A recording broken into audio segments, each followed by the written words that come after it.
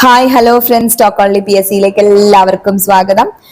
New year ആയിട്ട് എല്ലാവരും പുതിയ റെസൊല്യൂഷൻ ഒക്കെ എടുത്തിട്ട് പഠനം ഭയങ്കരമായി ഗംഭീരമായി കൊണ്ടുപോകുന്നുണ്ടാവും. നമ്മൾ ഇന്നത്തെ കറണ്ട് അഫെയർ ആയിട്ട് ഇതാ വന്നിട്ടുണ്ട്.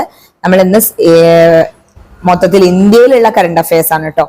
നമ്മൾ ഇതുവരെ കറണ്ട് അഫെയർ പത്തെണ്ണം വെച്ച് പഠിച്ചുകൊണ്ടിരുന്നത് കേരള റിലേറ്റഡ് ആയിരുന്നു. ഇനി ഇന്ത്യനെ മൊത്തത്തിൽ കവർ ചെയ്തിട്ടുള്ള കറണ്ട് അഫെയറിന്റെയും കൂടി ഭാഗങ്ങൾ നമ്മൾ സ്റ്റാർട്ട് ചെയ്യാൻ പോവാണ്. കേരളം നമ്മുടെ തീർന്നിട്ടൊന്നുമില്ല, നമ്മൾ ഓരോ ദിവസം അതും അപ്ലോഡ് ചെയ്യുന്നതായിരിക്കും. അപ്പൊ നമ്മൾ ഡയറക്റ്റ് ആയിട്ട് ഇതാ ക്ലാസ്സിലേക്ക് പോവാണ്. നമ്മൾ റെസ്റ്റ് എടുക്കുന്നില്ല. ഫസ്റ്റത്തെ നോക്കൂ.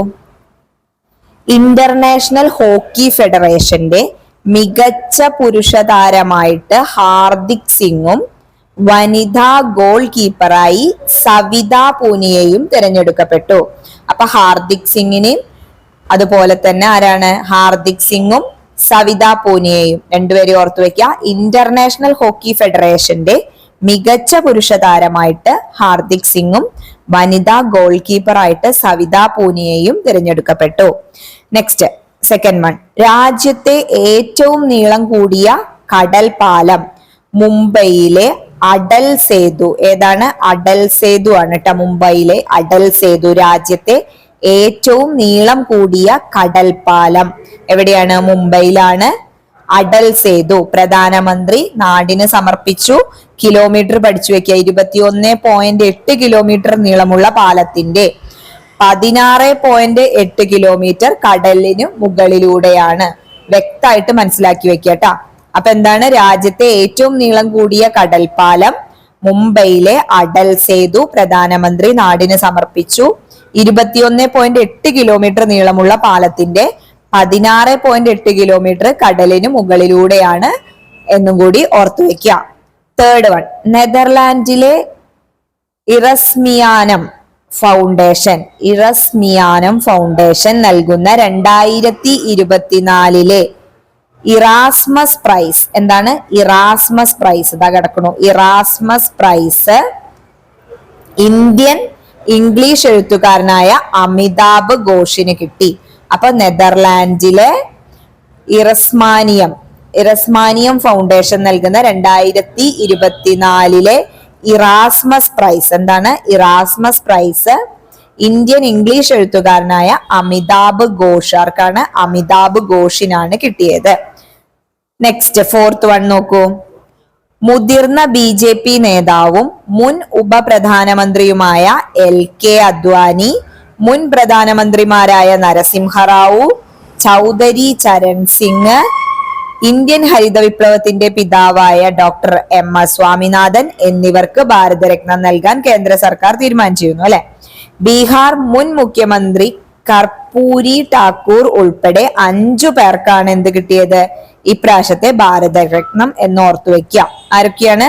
മുതിർന്ന BJP നേതാവും മുൻ ഉപപ്രധാനമന്ത്രിയുമായ LK അദ്വാനി, മുൻ പ്രധാനമന്ത്രിയായ നരസിംഹറാവു, ചൗധരി ചരൺ സിംഗ്, ഇന്ത്യൻ ഹരിത വിപ്ലവത്തിന്റെ പിതാവ് എന്നറിയപ്പെടുന്ന ഡോക്ടർ MS സ്വാമിനാഥൻ, പിന്നെ ബീഹാർ മുൻ മുഖ്യമന്ത്രി ആയിട്ടുള്ള ആരാണ്? ചൗധരി ഠാക്കൂർ. ആളുകൂടെ ഉൾപ്പെടെ 5 പേർക്കാണ് ഭാരതരത്നം. ഓക്കെ.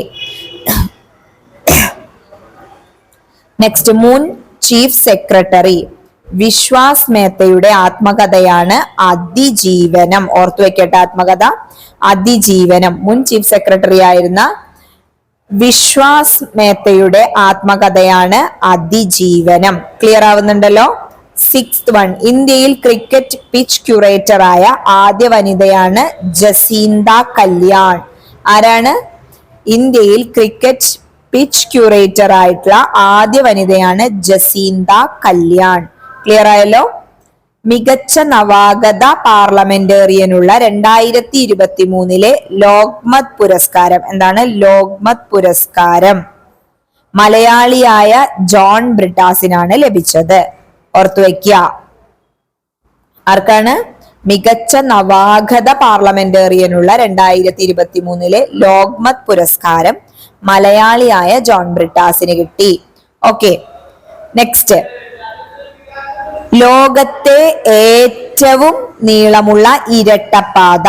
ലോകത്തിലെ തന്നെയാണ് കേട്ടോ. ലോകത്തെ ഏറ്റവും നീളമുള്ള ഇരട്ടപ്പാത തുരങ്കമായ സെലാ തുരങ്കം. അപ്പൊ ലോകത്തെ ഏറ്റവും നീളമുള്ള ഇരട്ടപ്പാത തുരങ്കം ഏതാന്ന് ചോദിച്ചാല് സെലാ തുരങ്കമാണ്. അരുണാചൽ പ്രദേശിൽ പ്രധാനമന്ത്രി ഉദ്ഘാടനം ചെയ്തു. ഓർത്തു വെക്കണം കേട്ടോ.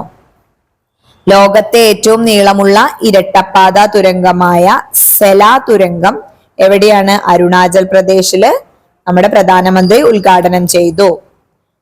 9th one, രാജ്യത്തെ ആദ്യ 8 വരി എലവേറ്റഡ് ഹൈവേ, അതാണ് ദ്വാരക എക്സ്പ്രസ് വേ. എന്താണ് ദ്വാരക എക്സ്പ്രസ് വേ? രാജ്യത്തെ ആദ്യ 8 വരി എലവേറ്റഡ് ഹൈവേ ആയ ദ്വാരക എക്സ്പ്രസ് വേ പ്രധാനമന്ത്രി രാജ്യത്തിന് സമർപ്പിച്ചു.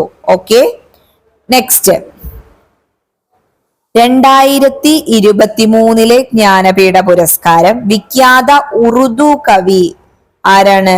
ഗുൽസാറിനും പ്രമുഖ സംസ്കൃത പണ്ഡിതൻ രാം ഭദ്രാചാര്യക്കും ആണ് കിട്ടിയത്. അപ്പൊ ആലോചിച്ച് വെക്കട്ടെ. അതായത് 2023 ജ്ഞാനപീഠ പുരസ്കാര അർഹനായവര് ഗുൽസാറും അതുപോലെ രാംഭദ്രാചാര്യാണ്. അതിൽ ഗുൽസാറ് ഉറുദു കവിയാണ്, രാംഭദ്രാചാര്യ സംസ്കൃത പണ്ഡിതനാണ്. അപ്പൊ ഉറുദു എന്നുള്ളതും സംസ്കൃതം എന്നുള്ളതും ഓർത്തു വെക്കുക.